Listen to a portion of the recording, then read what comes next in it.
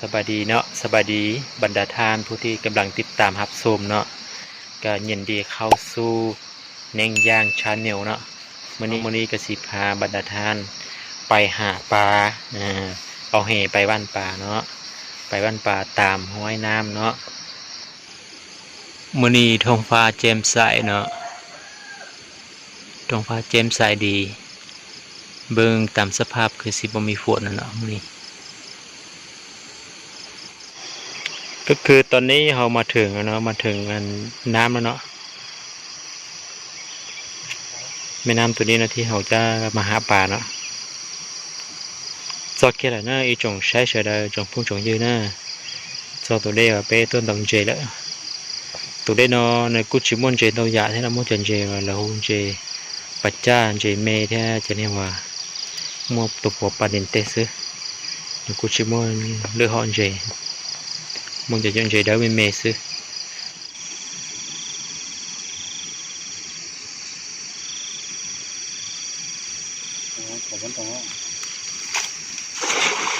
nhìn đẹp kìa.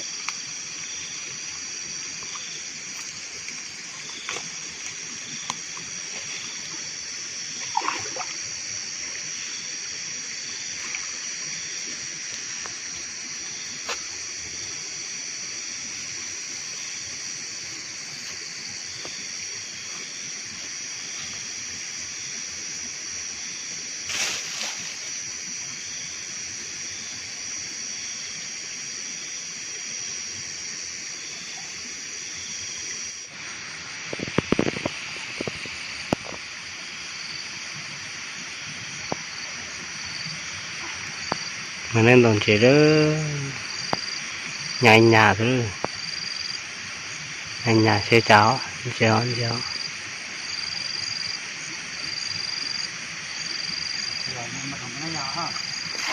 ủa thôi chứ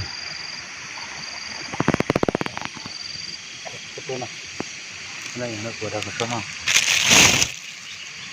số chỉ lò đeo Giờ đi đó. số to chỉ lò đeo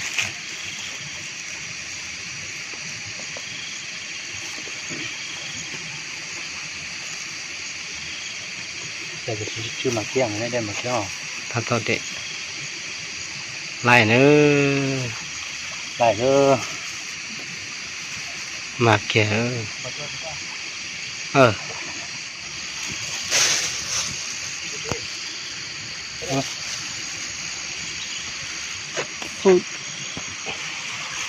sẽ cho nó sẽ tìm chế được cái tủ lò nó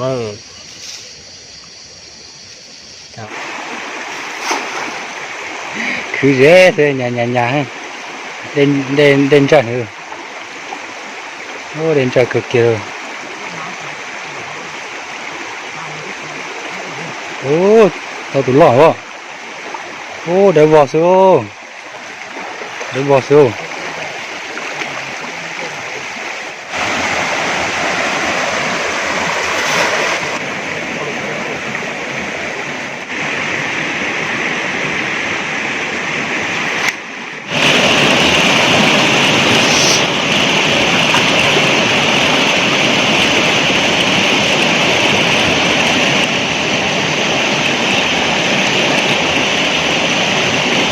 Cứ là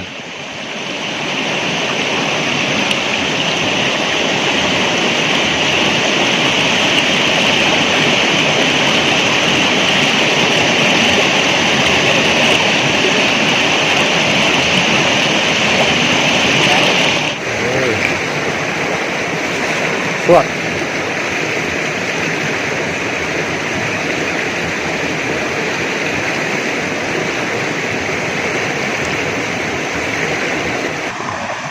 đi trên như vậy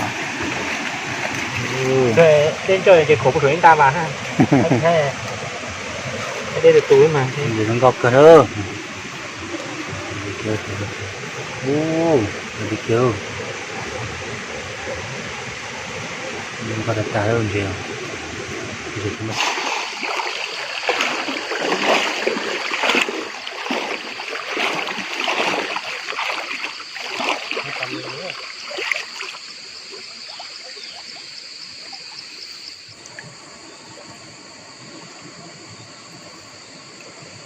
ปนินđó tụi nó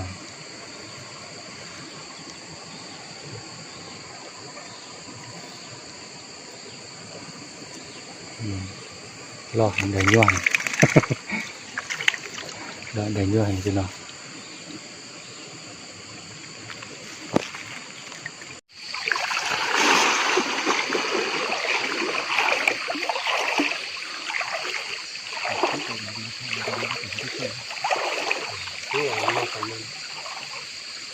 anh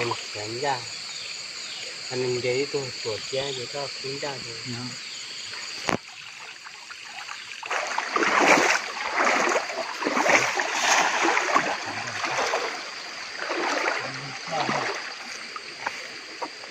chuột làm nó thế này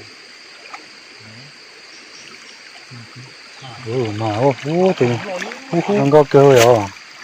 tay nó chỉ đúng mà nó đâu cơ đi kia đó mà nó mà trong cái kia đó đây trong có cái kia tụi nó tụi nó ok tụi nó cơ tụi nó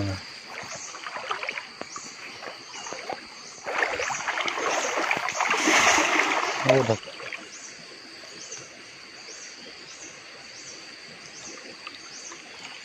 nó là đây lò nó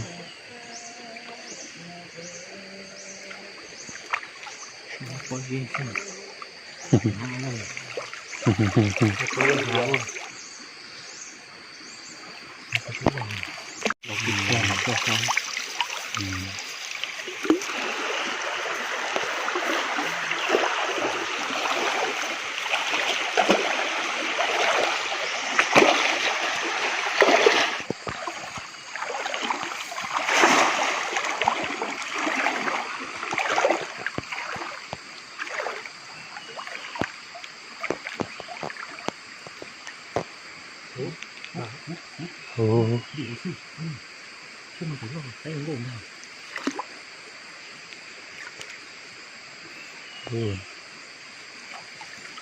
nó bỏ cho vào cáiตัวnó kia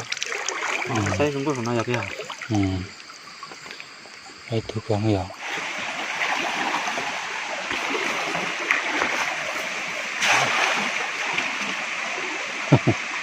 vậy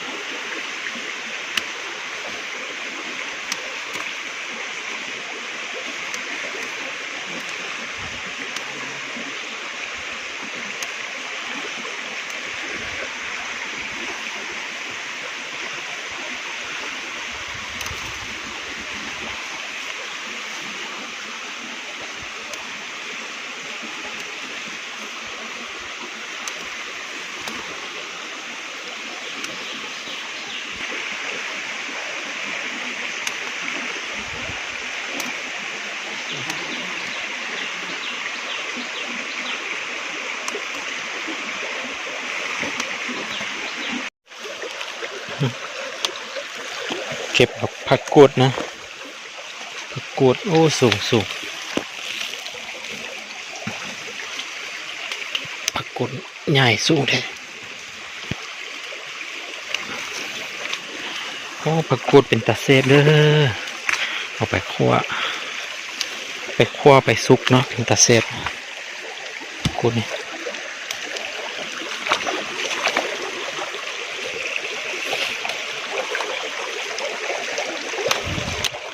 เป็นผักปลอดสารพิษเนาะนี่ได้ละจะเป็นมะเขือนะ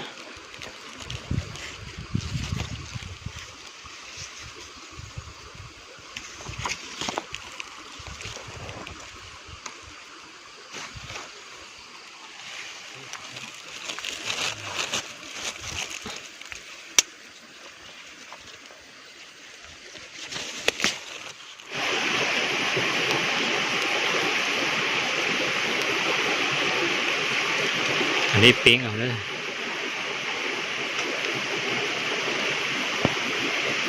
จริงๆnó sủa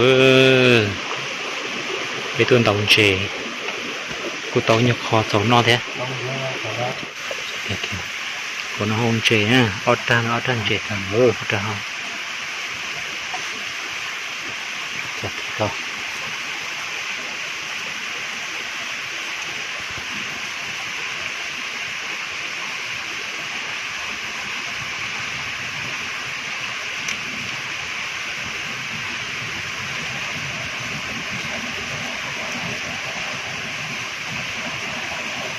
nhiều ra rồi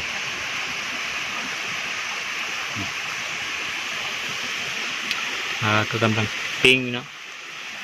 อันนี้เป็นบ้างไม้ไผ่กำลังต้มปลาอยู่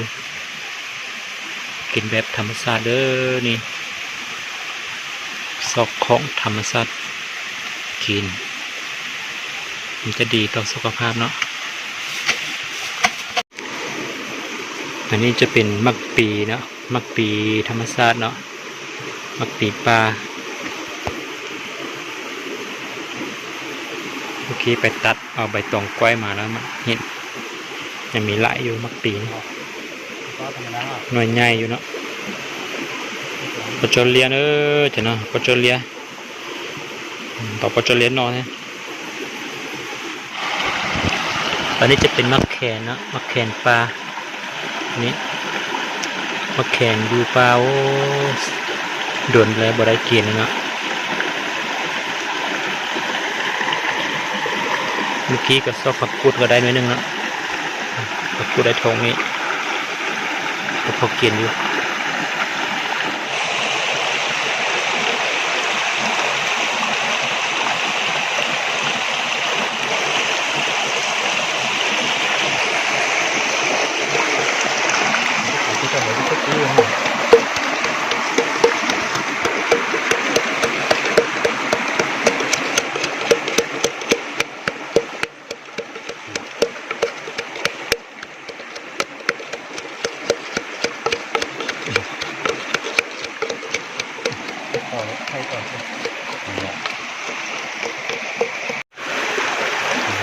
เรียบร้อยแล้วเด้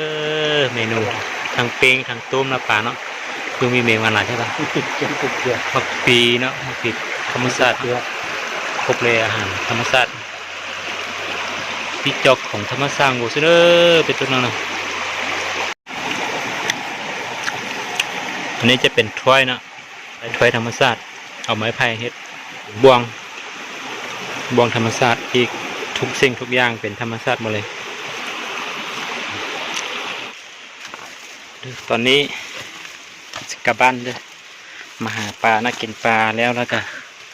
สกลับบ้านนะกำลังยังกลับเนาะโอ้มีแต่ปลามีแต่ไม้พาย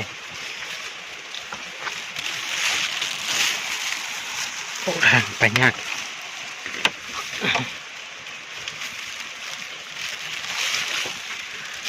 ตอนนี้ก็